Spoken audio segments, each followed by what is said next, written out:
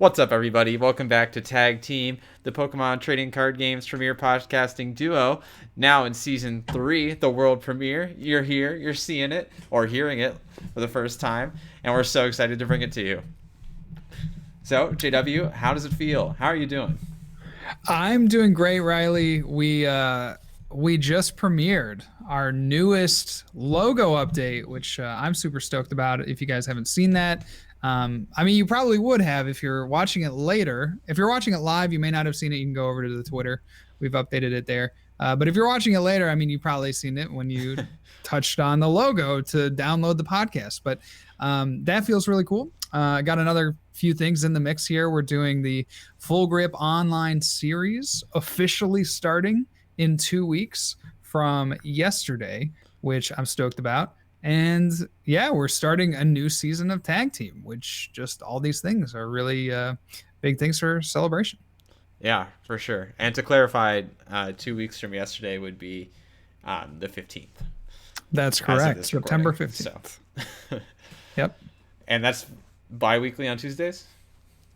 For now, we are limiting it to bi-weekly. We want to first of all, just kind of take it slow to start, just to make sure, because Andrew and I, and also Natalie, I mean, just for the whole like Full Grip brand, just making sure that everything is like perfect for the players, that there's no stone left unturned, that it runs smoothly, that it's just this great experience for players, because that's what it's all about. It's about you guys. It's about who plays in these tournaments and that they get the maximum experience. And so just making sure that we can, don't promise too much too soon, because I think there will be a pretty high demand for something like this, because they know the quality that, that Andrew and I and Natalie and Full Grip in general just produces. So taking it slow could increase at some point, depending on, a few different factors. But yeah, that'll be bi-weekly. Awesome. Well, if you're excited about that, the prospect of playing in a Full Grip weekly event, I mean, I'm sure a lot of people are already excited about the idea who maybe wanted to play in real life, but it's just, too far away or whatever. Here's the perfect time to bridge that gap, right? Yeah. Yeah. Well, I think one thing that sets this online series apart from other online series is just that, we will be doing a cash buy-in. And I think a lot of people like to play for those higher stakes, and they like to play for those higher stakes on a regular basis. And $5, for a lot of people isn't like a huge thing. It's not like going to be cutthroat by any means, but if you have 64 people and they each put in $5 and the winner gets $100 or a couple $100, whatever it is, that's a great tournament. That's a really exciting tournament. So it'll be something that I think a lot of players will gravitate towards, just because they could walk out of the event with a booster box or a booster box and a half, and really feel like they got their money's worth. Yeah, I mean, who doesn't love money? Well, I sure do. Yes, absolutely. Yeah, JW, infamous lover of money. I have been known to enjoy money. Speaking of money, I've been doing my census walks. Right. So going door to door, I've been averaging over a penny per shift. Incredible. I don't know what it is. I've been really curious as to why that is. Like, is it because I'm walking in certain, economic areas, or is it because the houses are just more closely, connected, or is it because like people pay more with cash in this area? I don't know. It's been really interesting, because I only find pennies. I found like one dime, but I didn't pick it up because it was on somebody's front porch, and then like 1 quarter, which I did pick up because it was on the sidewalk. But other than that, I mean, it's been like 11 pennies. That's insane. So it is pretty crazy. That's 9 shifts and 11 pennies. It makes me wonder what's going to happen when the U.S. eventually rotates out the penny and makes the nickel the smallest form of currency that we have. Do you know how that process works? How do they do that in Canada? They've done it in Canada. So basically what happens is, do you have to turn them in?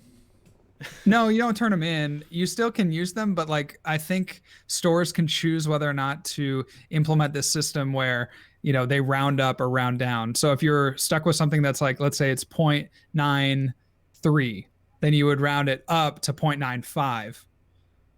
And if it's 0.92, you round it down to 0.9. Interesting. And then you give, kind of that rounded off change. But how do you like stop the circulation? Like how do you prevent them from continuing to move around? That's a good question. I am not sure about that. I mean, I'm sure there's some type of like government, maybe not buyback, but like a voluntary, just turn us in your pennies and we'll give you the exact value back. But yeah, I'm not sure how they would like phase out a coin. Yeah. It's an interesting topic. I'm sure there's like 20 YouTube videos on it. Yeah, I'm sure I could find this out with like very little effort. So, for sure, not a huge deal. Well, let's jump right into it then. So, talk of the town this week has been, one card in particular has really drawn a lot of people's attention, and that is our good friend, one of the most hated cards on Tag Team, Arceus, Dialga, and Palkia GX. Yeah. We used to rag on this card all the time for how crappy it was in the context of the pre-Sword and Shield format. Yeah. It's funny. It's funny that it's reached the state that it has. Yeah. I mean, it's not like incredibly illogical or anything. Here we are. And so, to give context for the unaware, Arceus Dialga Palkia, otherwise known as ADP, has the GX attack Altered Creation GX. And so, for the measly cost of a water and a metal energy, you can perform the Altered Creation GX with the additional effect of performing 30 more damage for the rest of the game on all of your attacks, not just Arceus, Dialga, and Palkia, all of your Pokemon, and taking an additional prize card. And taking an additional prize card is really the kicker there. 30 damage is nice, but taking a prize card is, that's freaking insane. So, well, it really initially wasn't supposed to be so insane. I mean, you think about the context in which ADP was printed and the context where we were able to just rag on the card for being, average at best. And you look at the attackers that it had, water and metal attackers were not particularly strong. I mean, the best attacker that eventually made its way into the ADP archetype in 3 formats ago was the Keldeo GX, and that capped out at 140 damage, I believe, for its attack. Well, there's also the birds. Say what? There's also the bird trio. Oh, the bird trio, sure. But the kind of nice thing about the bird trio was that, generally speaking, I remember like the Victini setting up the ADP, setting up the birds. Yeah.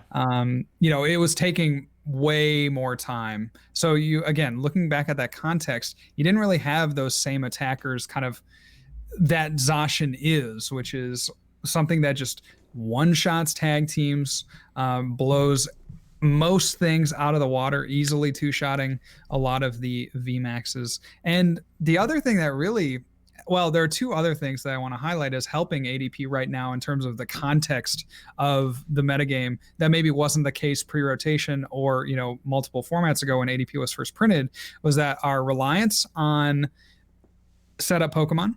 So you literally cannot play a deck, I think. Well, you can play decks, but 90% of decks right now, and certainly the tier 1 decks, all play the Dene and Crobat. You just can't really get around that. You need the speed. You need that, aggressive play that the Dene and Crobat can give you.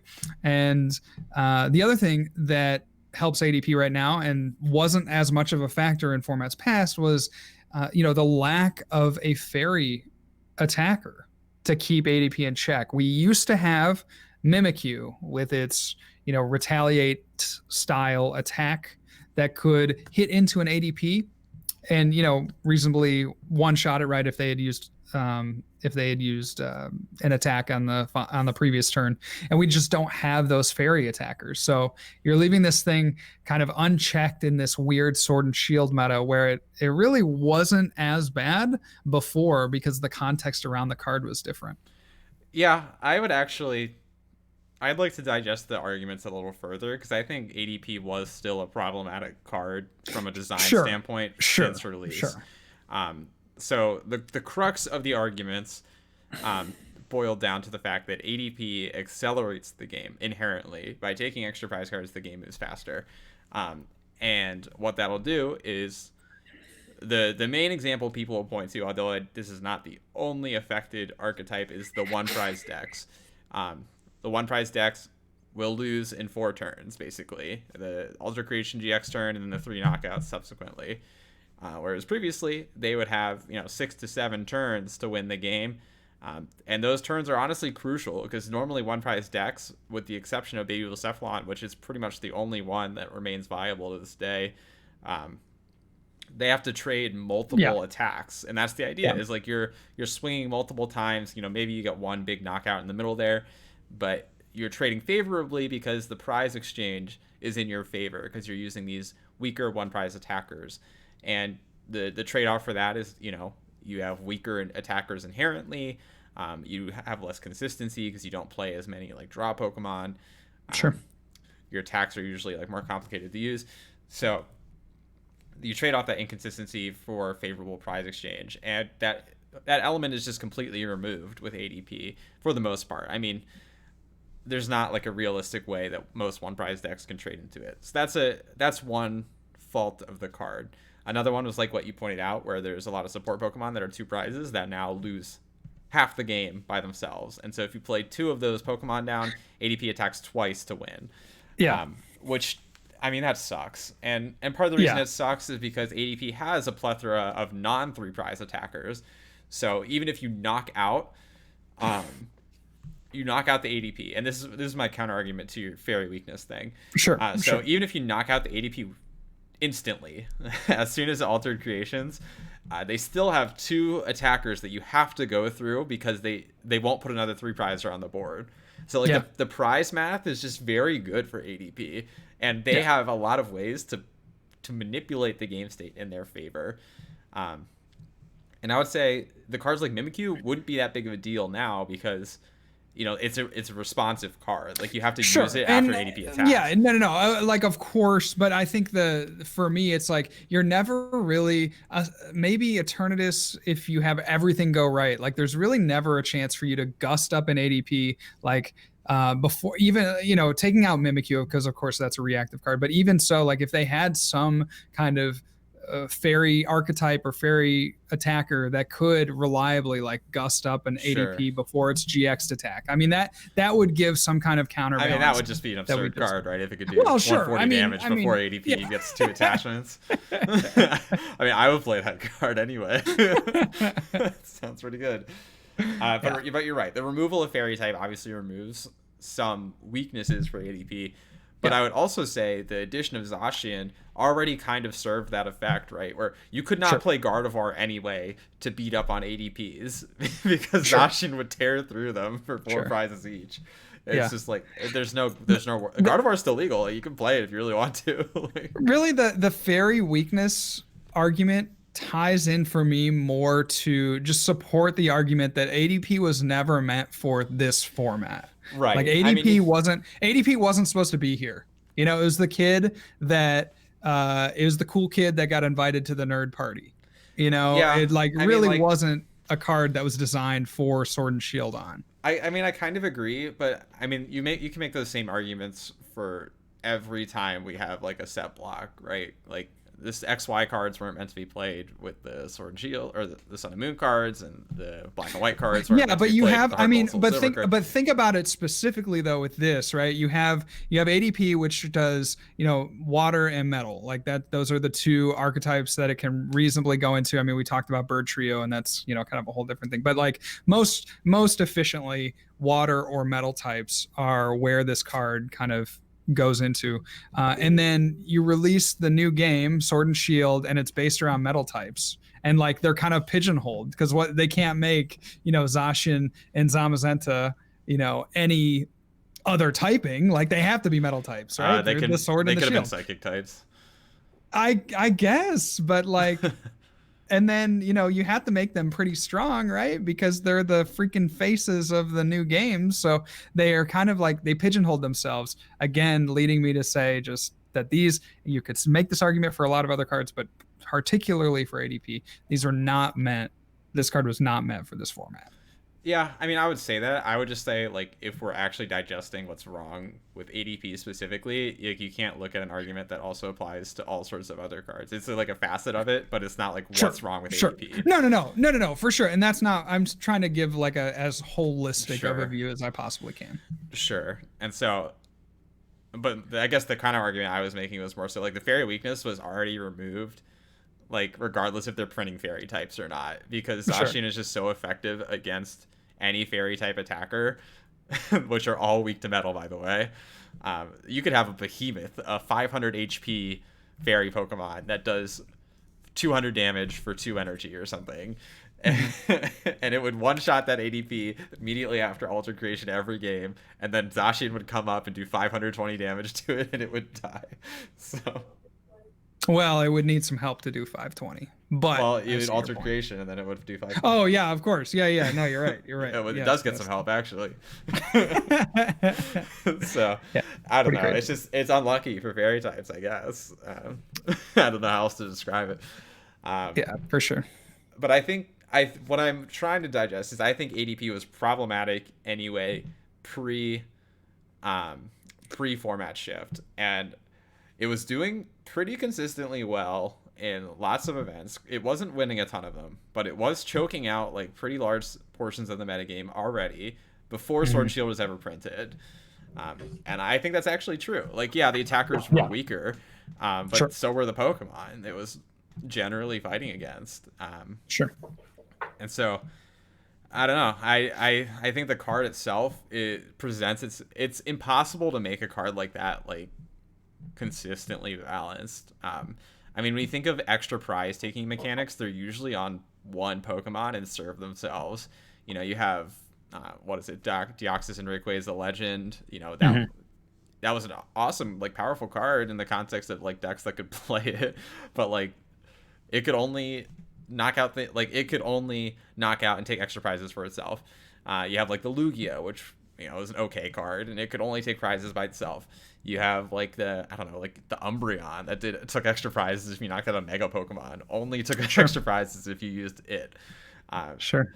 So like, it's impossible to like effectively balance ADP because there's always going to be other cards that are around it. And just like tag teams themselves are already kind of like ridiculous. So, you know, where's the line, I guess?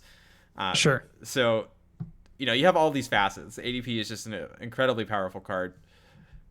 Should ADP be banned? It becomes the next part of that discussion. I'll give my opinion of what should happen, but I'll also preface that realistically, I don't think Pokemon is going to ban ADP. I was actually completely floored when they banned Belelba and Raisaman in Standard. I was pretty like gung-ho that Pokemon doesn't ban cards in Standard, and I'm pretty much still of that belief. So I don't know what really inspired the Belelba thing. Maybe they just wanted Eternatus to have no counter. No like quick counter that you could throw into a deck, because that was just seems so random to me. I don't know. But I don't see ADP filling the same niche that they would ban it in Standard that Belelba does. I think, you know, they seem to be fine with it. You know, it's tough because people make these arguments that ADP isn't winning events, which I think is the wrong take. Because it doesn't matter if it's winning if it chokes out like 40 other decks from existing. Yeah, I mean, I think another question that kind of stems off like, should ADP banned is like, how big should the metagame be? Like, how many decks should there be in any one metagame? And in the past, I've had very successful times where the metagame was very small, you know, where you have 3 decks that really just beat everything else. And, you know, you go back even farther to like when I was first getting into the game, where it was just like SP stuff was, you almost couldn't play anything else but SP if you wanted to try to win that tournament. And so that's a question that I ask you is, how big should a metagame be? Is it good to ban ADP because that makes, you know, 20 more decks viable? Like, is that something that a game designer wants for their game? Yeah, and I am definitely not of the belief that a large metagame is a healthy metagame. That being said, and there's plenty of reasons why that's the case. I'll also just elaborate on that further as well. a larger metagame actually can make it much harder to balance inherently, because there's so many extra factors and interactions that you have to account for. That doesn't mean a large metagame is unhealthy either. And large metagames can be pretty awesome and pretty fun, but that's not inherent to like game balance. Right. That being said, I don't think it's so much the fact that ADP is like, I don't know how to like phrase this. I don't know if it's like the reduction of quantity that like makes ADP bad for a metagame, but I think it's more like the net effect, where it chokes out an entire facet of gameplay, where you cannot play entire swaths of Pokemon at all, basically, because ADP will just run them over. Sure. And it's not in like the typical way where like the deck is just stronger, and like you have like a 40-60 or whatever, but it's like ADP really like puts the beating on these poor decks, especially these 1 prize and even 2 prize decks, that just can't keep up with the damage output or the prize trading. So I would say the counterpoint to that is a small metagame can be very good, and like a mirror heavy metagame can be very good, but I don't think ADP mirrors are fun or good at all. I think they're actually quite bad. Yeah. So that's a point away from ADP. Sure. Whereas you compare it to like a mirror, like a Luxshot mirror is actually very interesting. And that was like a wholly dominated metagame. Sure. Sure. Yeah, there's not much interplay. I mean, you're right. With like an ADP mirror, it's like, okay, well, did you play Dedenne, and did you or did you play Crobat? Like, okay, you lose, or what? Really, it's trying to keep those things off the board. And sometimes, again, like we were saying, and way earlier in the cast, it's like it's almost impossible to not play down Dedenne and Crobat just because they are so good. Yeah, and I like kind of lost my train of thought, but here it is. So the other piece of that is ADP is also just ridiculously straightforward. So I think if you're gonna have like a very centered metagame, the deck should be thoughtful and like interesting. Like a metagame that's centered around Zoroark is more interesting than a metagame that's centered around ADP, because there's more happening. And inherently, to any card game, the more turns it takes to win, the more opportunities there are for strategic decisions to be made. ADP is trying to shorten the game to literally as few turns as possible, to the point where it wins games faster than any of the literally possibly could. So, yeah, I wonder too. I've been thinking about this a lot.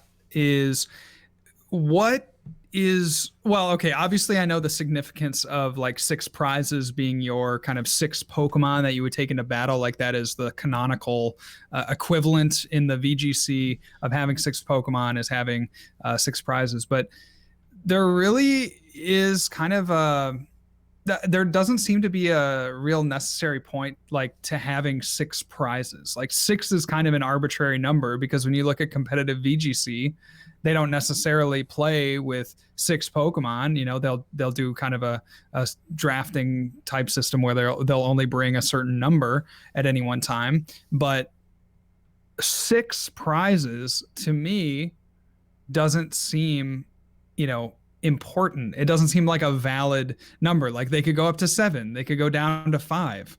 It's just an arbitrary number. And so you look at from a game design perspective, maybe they are, obviously they are like trying to shorten the game. So, you look at ADP's attack, you look at tag teams, you look at the VMAXs, giving up 3 prizes, ending, like you said, half the game by knocking one of them out. And from a design perspective, I think they are really hitting their mark if that is what they're trying to do, just shortening these games down. Well, I disagree. So they are being successful in that way. I think ADP doesn't achieve that in a healthy way, where it's like, the thing about multi-prize Pokemon is you have the choice. You have the choice to play them down. You have the choice to play them over a different kind of deck that offers less prizes. And that's been something inherent to any time we had multi-prize Pokemon, is you have like the weaker Pokemon that can trade favorably into larger prize opponents. And that's just that you don't have that trade with ADP in the format. And if their net effect is to make it so you only play VMAX as an ADP, then I guess they got their goal. Like that's what the meta is. It's VMAX as an ADP.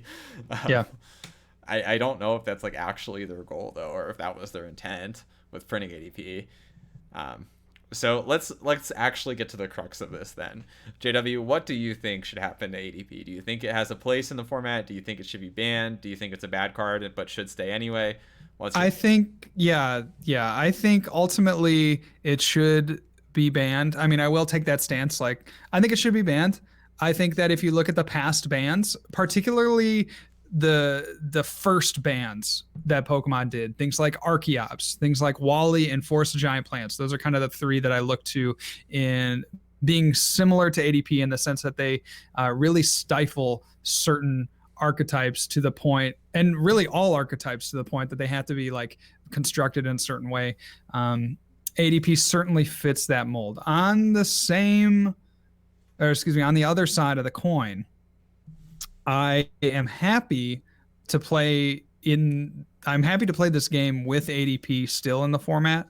I don't think it, there is about 5 decks that we'll get to in a second that I think all kind of come to like a tier 1 standing or can all compete with ADP reasonably fine. And I don't necessarily enjoy a metagame that's so wide open. I really do like to focus on, a handful of decks and really perfect those lists. So yes, I do think ADP should go. However, if they don't choose to ban it, I'll be perfectly content. Sure. And I would largely agree with you there. I think the most apt comparison, and we talked about this actually this morning in our group chat, I think the most apt comparison is Archaeops. I think Forest and Wally a little less so because it's more like item lock side of things.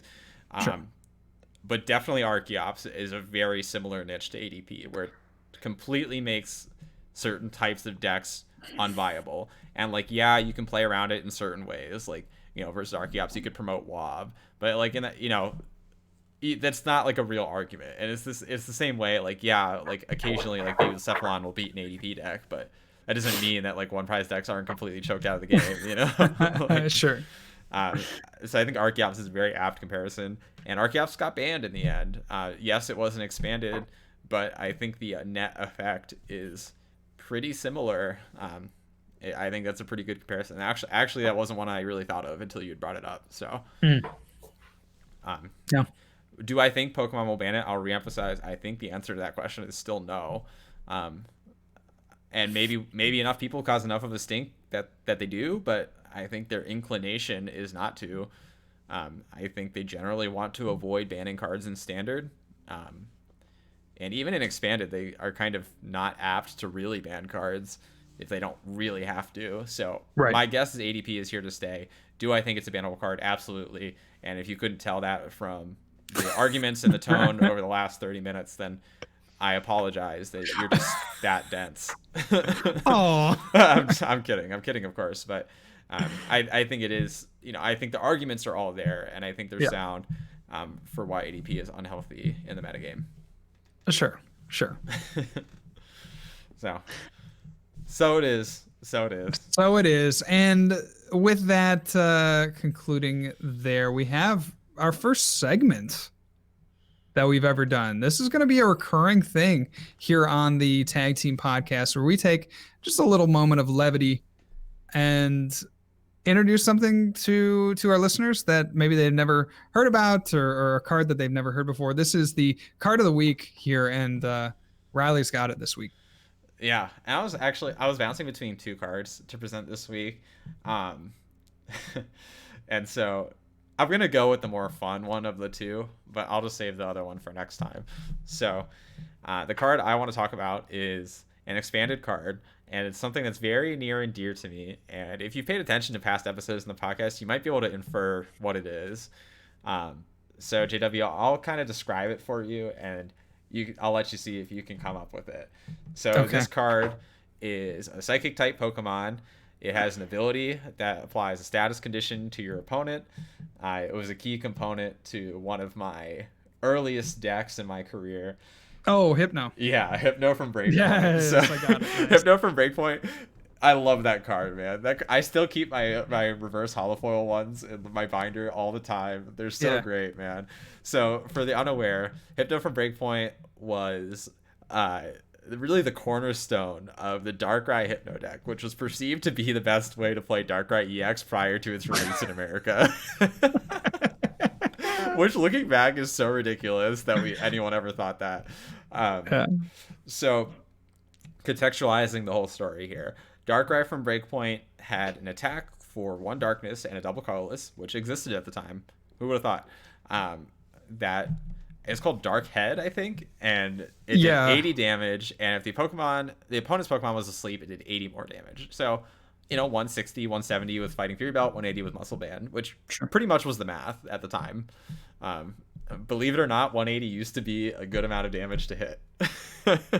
So Hypno was the key to that, though. So Hypno had an ability on it called Goodnight Babies, which to this day I think is probably the best ability name in Pokemon. And it put both active Pokemon to sleep, which seems really, really bad. But then you play the Stadium All Night Party, which is probably the best stadium name in Pokemon history. And it wakes up your active Pokemon and heals 30 damage from it. So this deck was just completely ridiculous.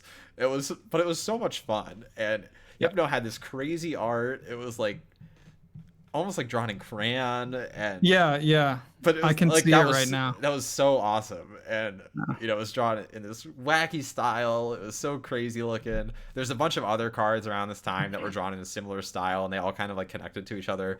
I just love that card, man. And it's like, that's just the fondest memories I have of Pokemon, is just sitting in my dorm room sophomore year of college, getting my first batch of Pokemon cards in the mail, and playing Darkrai Hypno on the floor of my dorm with my roommates against this like Mega Gyarados deck, like endlessly. Yeah, and that was just so much fun. And I remember I'd be sitting in the room and just plugging away, and I'd get like a knock on my door, and it was just like a pretty girl coming to ask like if we want to hang out or something, or like do homework together. And we're like, no, we're playing Darkrai Hypno over here actually.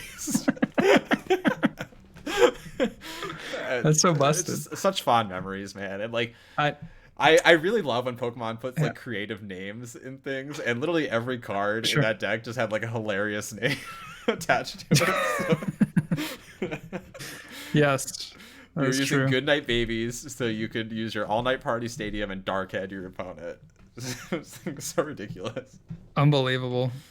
Yeah, man. So it's crazy to think that card, like you said, because I remember that too. I had been playing for a while at that point, and just like I remember being skeptical of it, but having friends that were extremely excited about Wamble, probably. Yep, it was Wamble, absolutely. So I remember him. Do you know how I know that? How do you know that? Because I took the list from his Charizard Lounge article.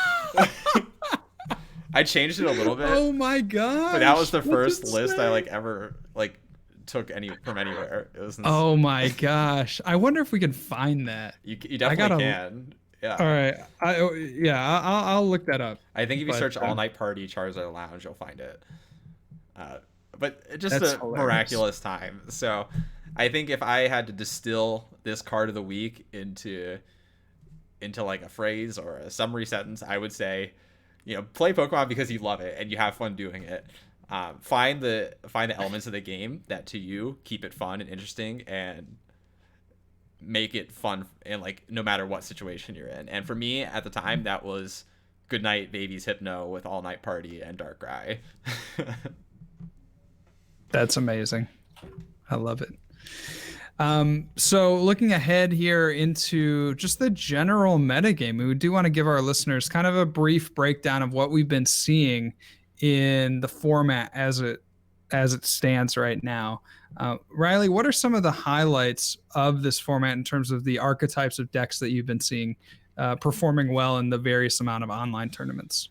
Sure. So, I mean, ADP consistently does well, although it hasn't really consistently won, but it's probably the most represented deck in every event, so you can't really write it out.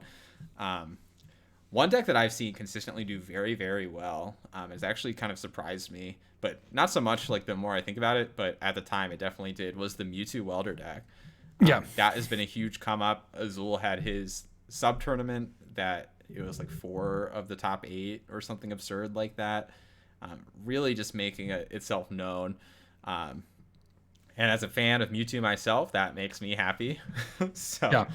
uh, I'm excited to take that for a swing. Um, some other decks that have consistently done well, I think the Lucario Melmetal Zacian is a pretty viable archetype.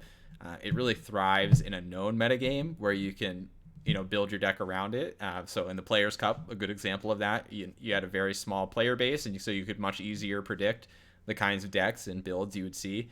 And they took full advantage of that, got first and second with Lucario Melmetal. And then, of course, you have mainstays like Eternatus that consistently do a lot of damage, stay at the top. I mean, you can never write off a deck that does 270 damage on turn 2. No, absolutely not. Yeah. That's a good overview. We'll talk about Mewtwo Welder a little bit. Being kind of that surprise deck for me, where I just died for a format, right? When we had Dragapult be, among the best decks. Yeah, that was a rough time for Mewtwo fans. Literally took Mewtwo out of the equation. Not so much the weakness obviously was very, hard to play around for the Mewtwo player, but particularly when the Mimikyu was kind of shifting in and out between those lists, it made it really, really difficult because, they could put the damage counter on your Jirachi if you happen to play it, and then all of a sudden you were just getting one shot over and over again. Yeah. And so that made it really, really hard.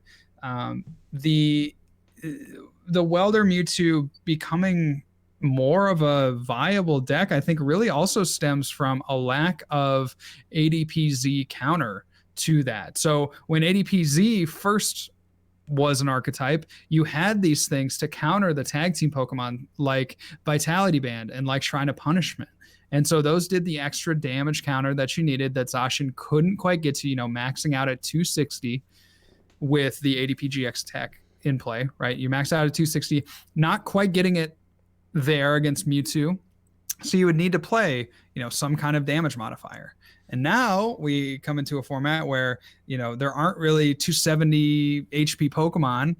And all of a sudden Mewtwo can thrive now because, one matchup that it has, ADPization, can't hit the numbers. And if ADP is the most played deck and you have a deck that, can withstand a couple of hits, then you're in a good position. So I think that's also part of the reason that Mewtwo has done so well, is just that the ADPZ players really haven't respected it. Yeah, I mean, I think that's a huge part. Calling even part of the reason almost seems to not do it justice. I think Mewtwo's matchup against ADP decks as they're built right now has served it incredibly well. Being able to do that 300 damage on turn 2, the Mewtwo special, and yeah, ADP doesn't have a response really. As long as you can avoid getting an immediate response knockout on like a 2-prizer on your bench, then you're pretty much good. So I think that is the main reason. Mewtwo, of course, consistently being the deck that has the most tools available to it, the most attacking options. So obviously tends to do well in a wide open metagame, especially in these like early developing metagames where it can play a lot of attacks and kind of finagle its way through a lot of different matchups. I won't be surprised, and I mean, if I was playing ADP, I would do this as well, especially in the current metagame where Jirachis have to be moved with stuff like Scoop Up Nets and Switch. I think just including like a Zigzagoon or a Vitality Band or something like that. I mean, sure. Mewtwo's can play Big Charm. I mean, you can go down the rabbit hole forever. Like Mewtwo's are going to play Big Charms, then you're going to play like Tool Scrappers, or you're going to play Mimikyu or whatever else. Like there's going to be some back and forth elements to it. But I think ADP will have to think about more actively what it can do against Mewtwo if it wants to be able to stand a chance in that matchup consistently. Sure. Absolutely. Any other decks that you look to, Riley, as being near the top of the metagame, or at least contenders amongst the 4 decks that you talked about, being Welder, Mewtwo, ADPZ, Eternatus, and Luke Metal? I think one that's kind of like on the fringe is another Welder deck in Centiskorch. I don't think it's as good as Mewtwo, but I think it has some really interesting options. The Volcanian's a really solid 1-prize attacker, especially against those like wacky kind of countery decks. Like Volcanion runs train on Decidueye decks, for example. Sure. And I think Centiskorch, I've talked about it before. I think Centiskorch is actually better than it was pre-rotation. I kind of ragged on Centiskorch a little bit pre-rotation. Not as much as you, but still a little bit. I think it is a little bit better now. If it gets like the turn 1 Valk going second, that's really good. And if it can take a hit, then it'll usually snowball the game pretty hard. So you really have to find quick answers to Centiskorch to be able to consistently stand a chance in the matchup, as long as they're not whiffing. Sure. So, I mean, I don't think it's like the best deck in the format. I don't know if it really stands up with the rest of those decks, but I think it's pretty good. You know, I wouldn't hate on it. Okay, I am of an opposite opinion. I just think Centiskorch is pretty stinky. Yeah, I mean, if I was going to play a Welder deck that wasn't Mewtwo, I would rather play Baby Cephalon. Sure. Which also lost a very important tool in Fiery Flint, but yeah, I mean, it's not like it doesn't completely wipe it out of the game. The hardest part with Cephalon right now is getting those initial attacks off. And so what I've seen most lists do is sort of err towards like leading with a Heat Ran and Victini and things like that to get energy on the board and the discard pile and still do damage. Because I feel like now it's actually way easier to get energy out of the discard than the deck with Fiery Flint God.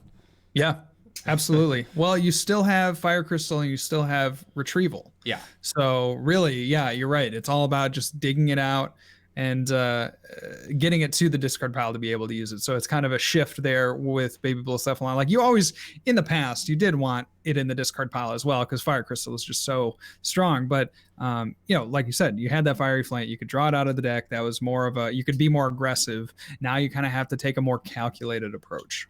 Yeah. And I've been a big Baby Cephalon fan for the past little while. I just love playing the deck. It's very fun. It's kind of relaxing, you know.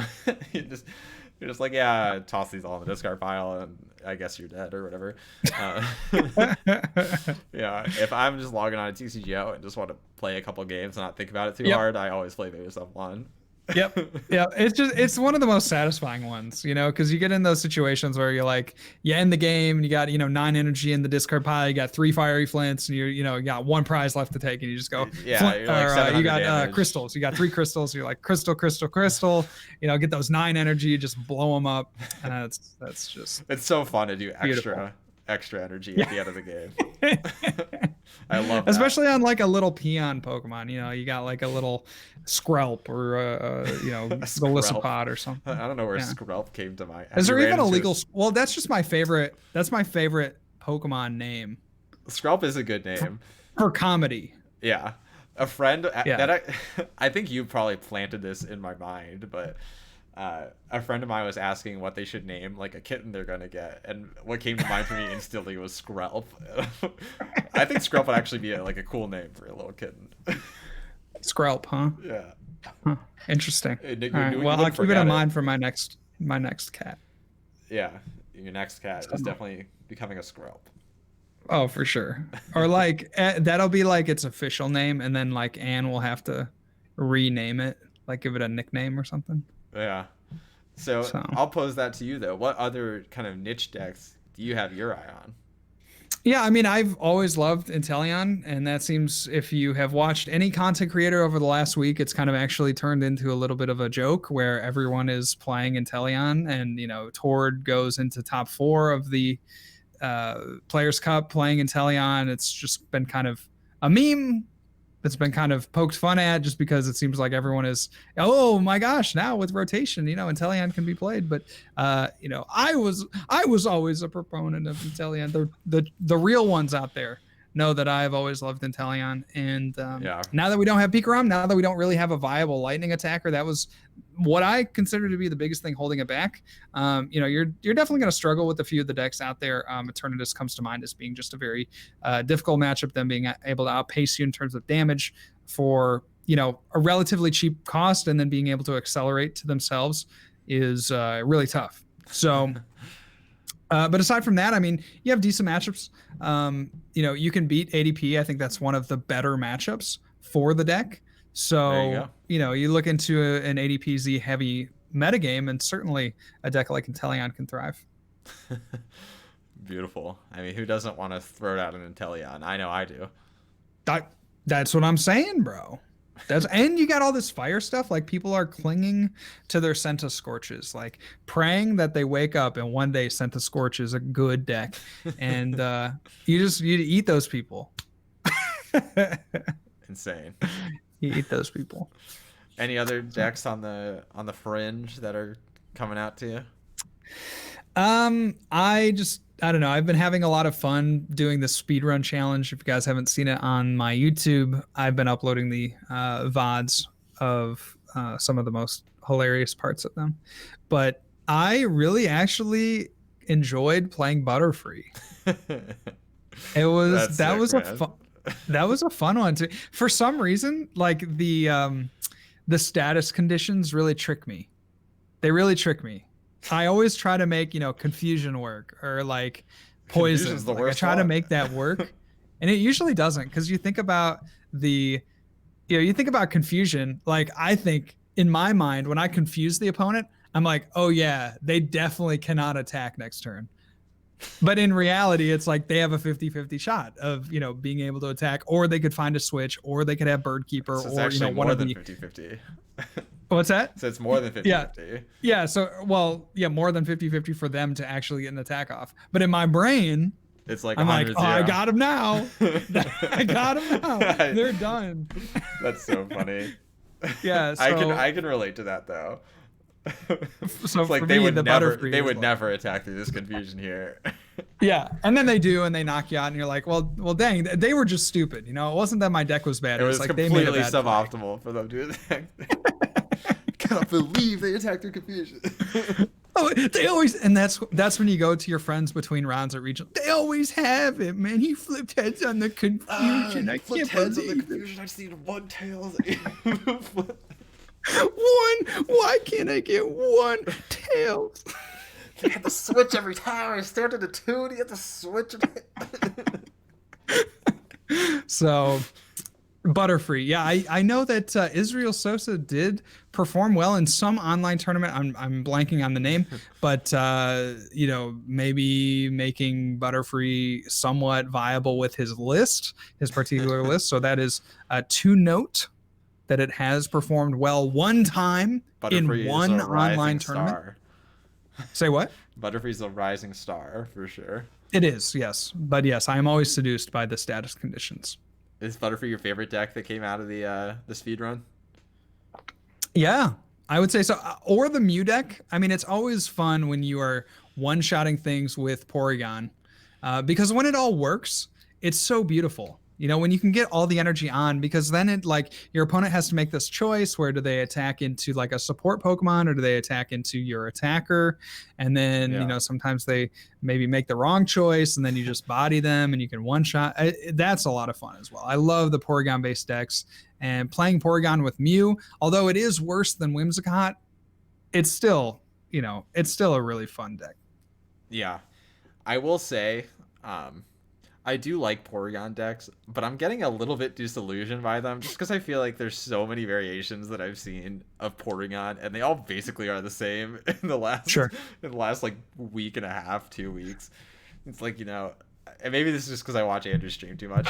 He loves Porygon, but there's the Maractus, there's the Blissey, which is now rotated. There's Mew, there's Salamence. It's like you're just playing Porygon, recycle energy. Sure.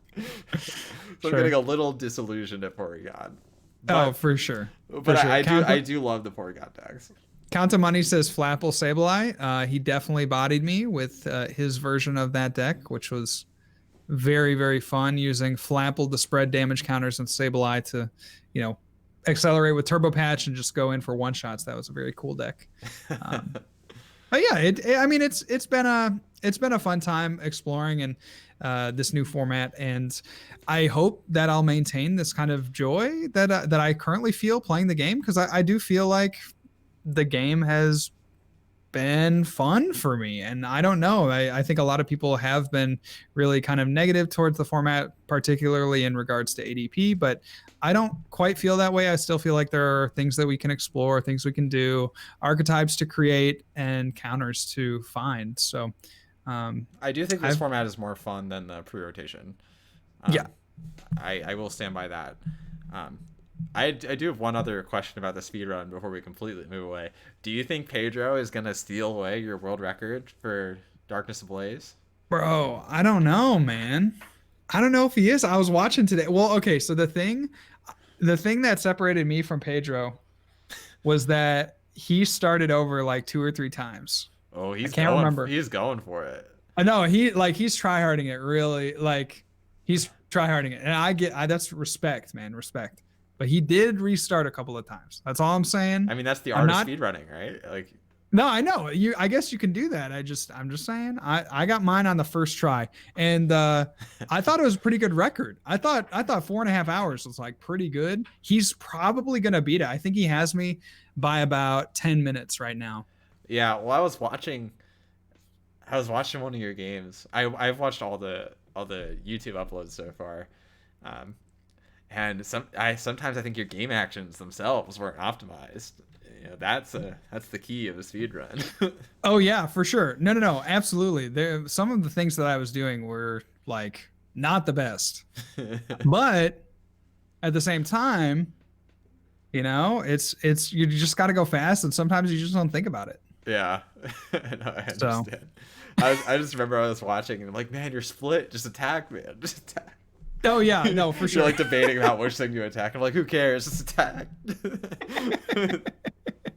There's definitely some drama there. That's awesome, man. So, So let's open all it right. up. I think Yeah. we've hit the time. So We have. chat, people watching live, feel free to post questions if you got them. We'll take 3 to 4 questions before we wrap up today. We really appreciate all your viewership as we head into the 3rd season of Tag Team. Couldn't have made it this far without all of your support. Really can't express our appreciation enough. If you're listening on a podcasting platform, be sure to leave a review. It makes us easier to discover. Boosts us up in the hidden ranking systems that they have there as you interact more with our material. The algorithm, The algorithm. as it were. The algorithm. That's what we're going to be controlled by, man. People are like, oh, computers are going to control us. Well, to an extent, I think it's going to be more the algorithm is going to decide who should be controlled and who should be let free. So just make sure you're in good standing with the algorithm. And you can do that by leaving a review for us. Yeah. Yeah. Make sure that we don't get controlled by the computer overlords by leaving a review. So yeah. That's for sure exactly how absolutely. it works. I had one question that got posed in my Discord, and I'll read it here quickly. Sorry, I had another screen open. No, you're good.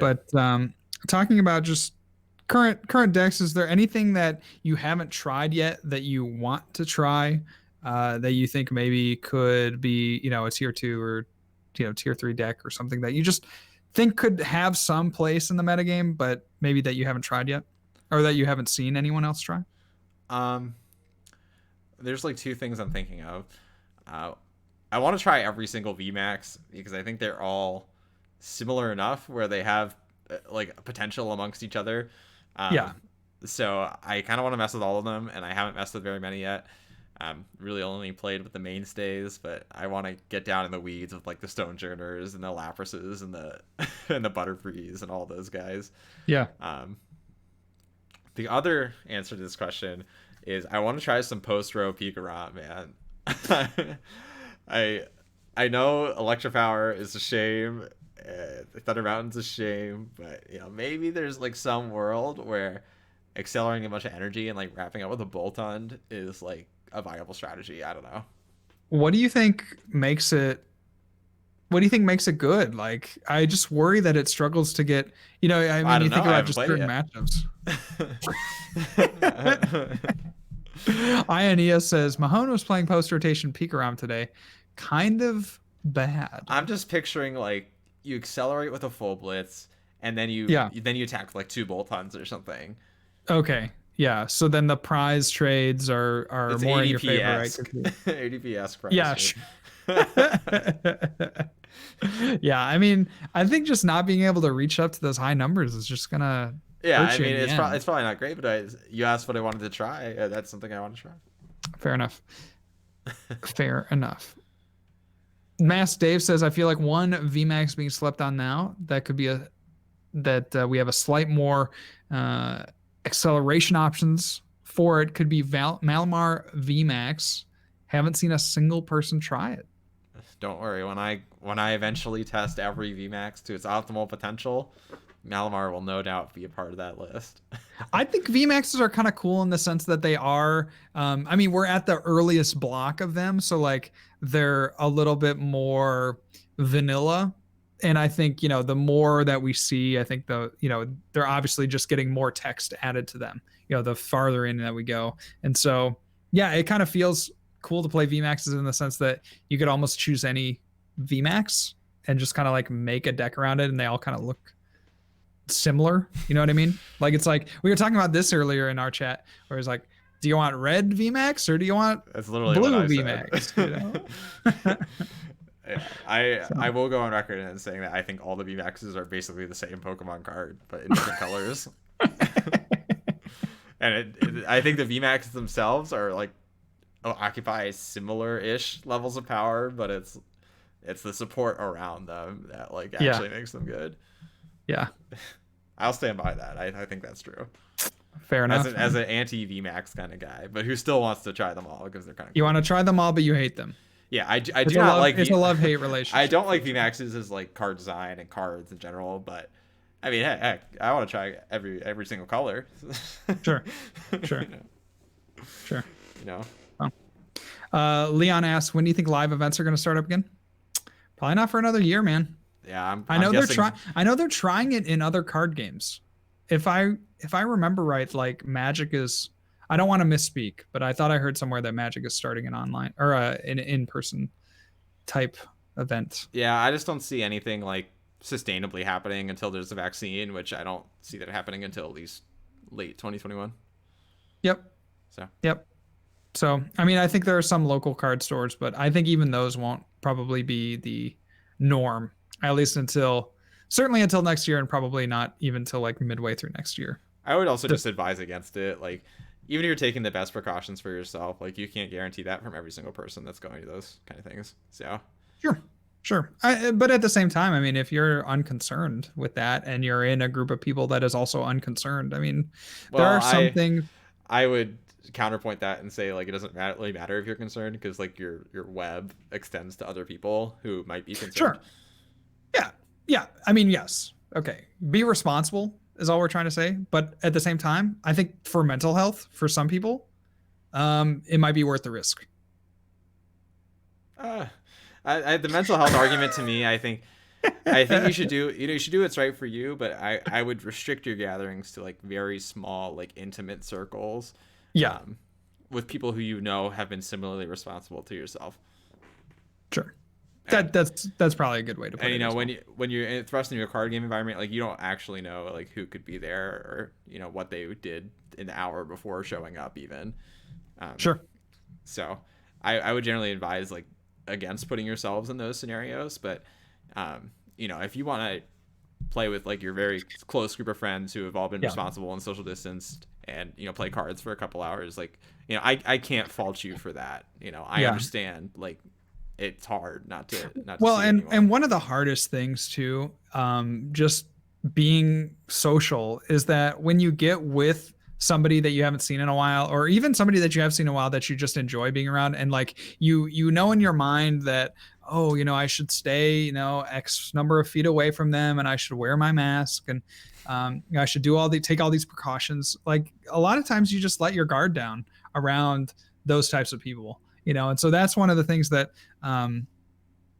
that it's just an unintended consequence, I guess, of like getting with other people, is like you're just gonna kind of be a little bit more lax around the people that So as much as we could say that you could maybe go to an event or go to a shop if it was socially distanced, and if all these precautions were taken, I think a lot of times, and I find myself slipping into these maybe bad habits, but just like when you get with somebody that you're very comfortable with, you can often let that comfortability open up into the guidelines that you've set for yourself in terms of anti-COVID measures. Yeah. So. I mean, I would say if you're walking away with this from today's episode of anything, I would say, continue to stay safe and healthy, and also express that empathy for other people, because your actions don't just affect yourself in the context of the situation that we're dealing with. It's true. Any last words, JW, before we take it away? It's been a great week, guys. Thank you so much again for listening to this episode. I've had a lot of fun.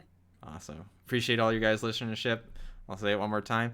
And good night, my babies.